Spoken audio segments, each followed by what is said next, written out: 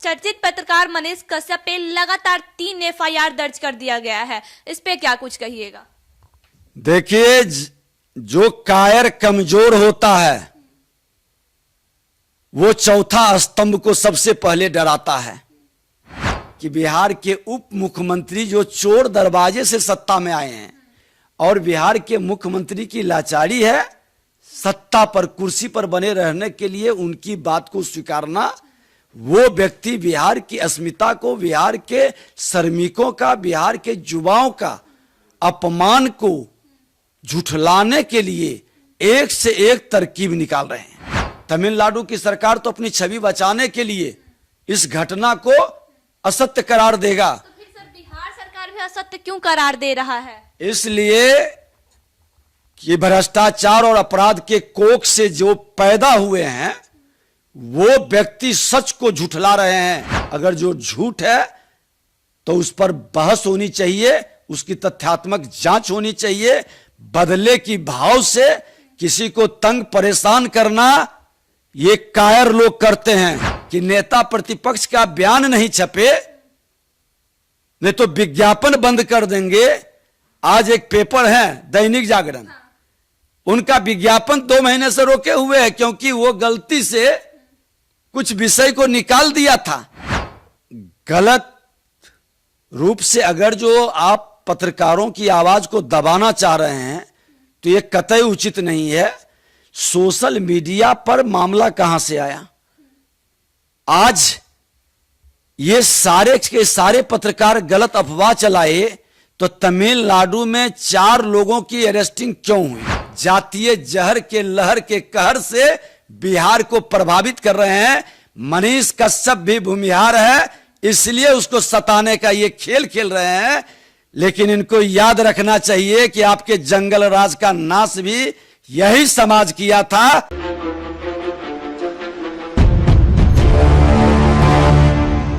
Sir आपने फिर से सदन में तमिलनाडु मुद्दे पर बिहार के मजदूरों पर आवाज उठाई है, क्या कहिएगा? देखिए, निश्चित तौर पर हम श्रम मंत्री के रूप में अपने बिहार के श्रमिकों का अपमान, दोहन और शोषण के विषय पर सरकार में रहते हुए कहा था कि इस पर गहन समीक्षा हो, क्योंकि बिहार का हमारा ये पूंजी है, हमारे श्रमिक।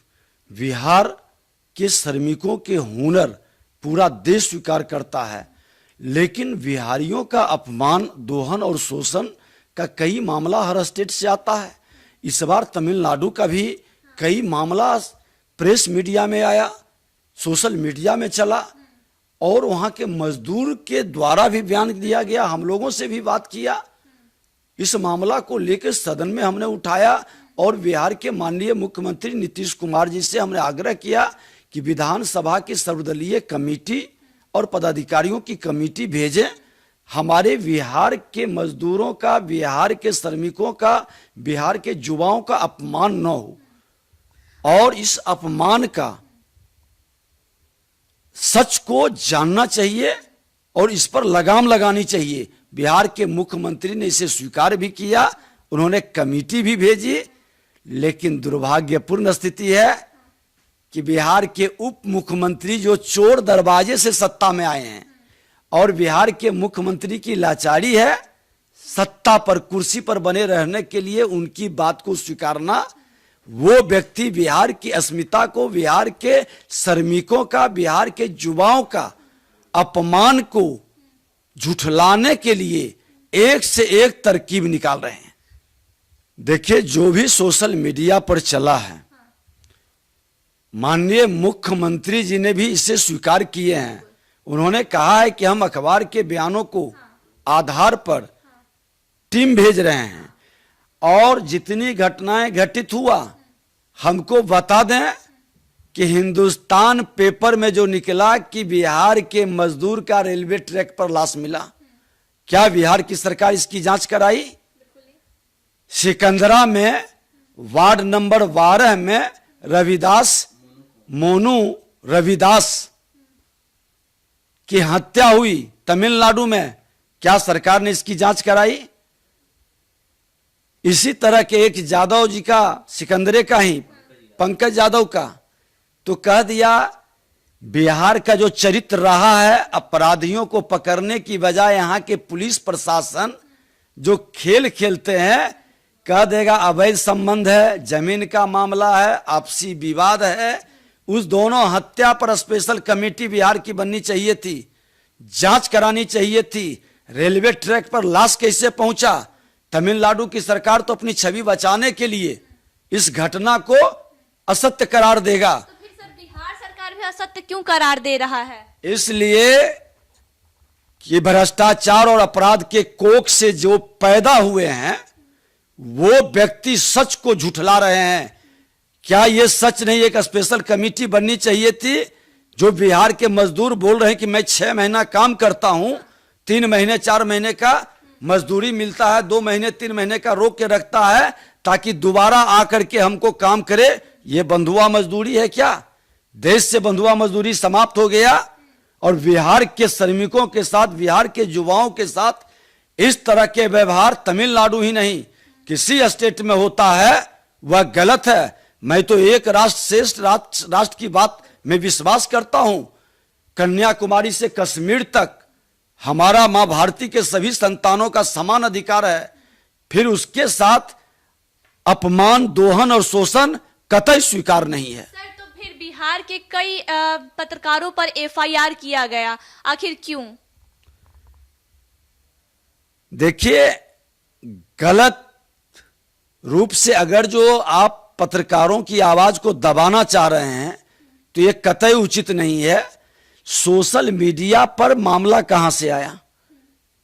आज ये सारे के सारे पत्रकार गलत अफवाह चलाए तो तमिलनाडु में 4 लोगों की अरेस्टिंग क्यों हुई? क्यों उस पर कार्रवाई सरकार कर रही है? और बिहार सरकार ने जो टीम भेजी, हमने मांग किया था कि अपुष्ट सूत्रों से ये सारे खबर आ रहे हैं। मैंने तो प्रेस मीडिया में खुल के बोला था कि अपुष्ट सूत्रों से ये जानकारी मिल रही है, सरकार इसकी जांच कराए। सरकार ने जांच कराई तो सदन में ये पूरे विषय को क्यों ने तथ्यात्मक रखे? जवाब देनी चाहिए।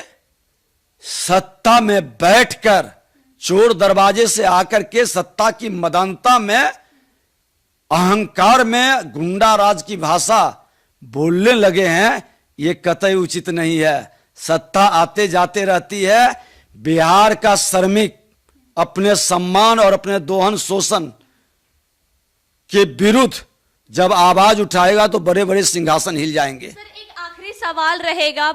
चर्चित पत्रकार मनीष कश्यप पे लगातार 3 एफआईआर दर्ज कर दिया गया है, इस पे क्या कुछ कहिएगा? देखिए, जो कायर कमजोर होता है वो चौथा स्तंभ को सबसे पहले डराता है और चौथा स्तंभ की आवाज को बंद करता है। आपातकाल में भी सबसे पहले चौथा स्तंभ को डराने का काम किया था, उसके मुंह को बंद करने का काम किया था। पत्रकारों को अपने जिंदगी को दांव पर लगाकर हर घटना में जाता है और जनता के बीच सच को दिखाता है।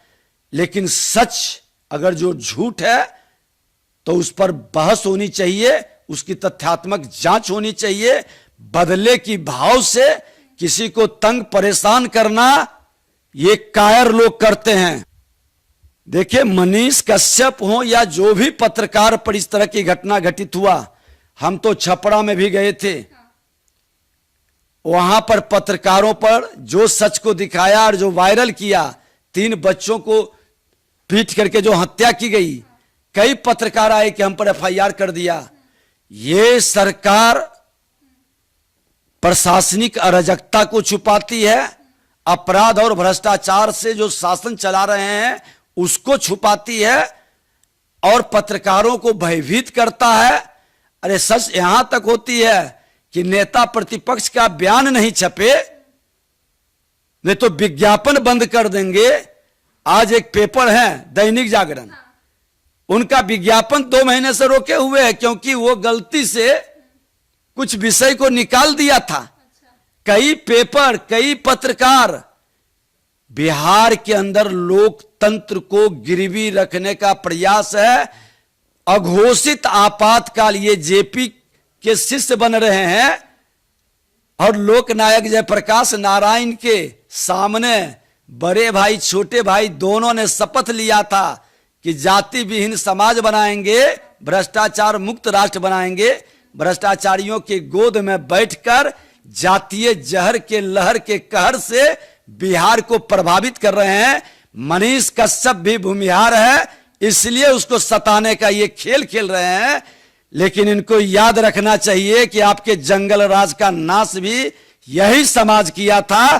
और आप जो पत्रकार, ये पत्रकार समाज का आईना और दर्पण है। आप आवाज को दबाइएगा, आपकी नाश सुनिश्चित है। आप सच में बहस कराइए, सदन के अंदर इस पर विमर्श कराइए, सच को लाइए। जो मीडिया में चला उस पर आप एक कमेटी सर्वदलीय बना करके बैठिए।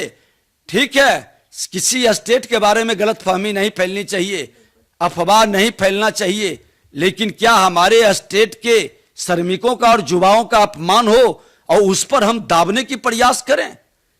हम उससे एक ठोस नीति क्यों नहीं बनाएं कि कोई भी स्टेट में उसका न दोहन करेगा, न शोषण करेगा, न अपमानित करेगा। सम्मान के साथ हमारा श्रमिक और युवा वहां पर अपना प्रतिभा का उत्थान करेगा। तो हमारे साथ नेता प्रतिपक्ष विजय सिन्हा जी थे, जिनका साफ तौर पे कहना है कि मनीष कश्यप भूमिहार है, इसलिए उनको टारगेट किया जा रहा है और चौथे स्तंभ के आवाज को दबाने की कोशिश की जा रही है। बिहार में स्वतंत्र रूप से पत्रकारिता नहीं करने दिया जा रहा, और जैसा कि इन्होंने एक समाचार पत्र का भी उदाहरण दिया है। आइए खबरों के लिए बने रहे सच टेक न्यूज के साथ। जय हिंद।